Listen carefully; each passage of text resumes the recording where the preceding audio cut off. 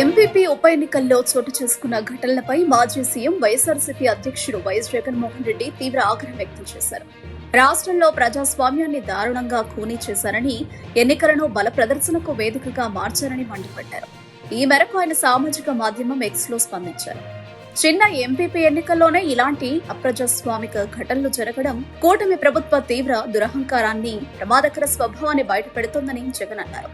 దేశానికి ప్రజాస్వామ్యంపై నేతలు చెప్పే సీఎం చంద్రబాబు నాయుడు రాష్ట్రాన్ని అరాచక ఆటవిక రాజ్యంగా మార్చారని విమర్శించారు. ఉదయగిరి నియోజకవర్గం వింజమూరు ఎంపీపీ ఎన్నికల్లో వైఎస్ఆర్సీపీ ఎంపీటీసీలపై దాడులు జరిగాయని, ఓ మహిళా ఎంపీటీసీ తీవ్రంగా గాయపడగా ఒకరిని కిడ్నాప్ చేశారని జగన్ ఆరోపించారు. మరోవైపు రాయదుర్గం నియోజకవర్గం బొమ్మనహళ్ల మండలంలో కూడా ఎంపీటీసీలను నిర్బంధించి ఓటు వేయకుండా అడ్డుకున్నారని తెలిపారు.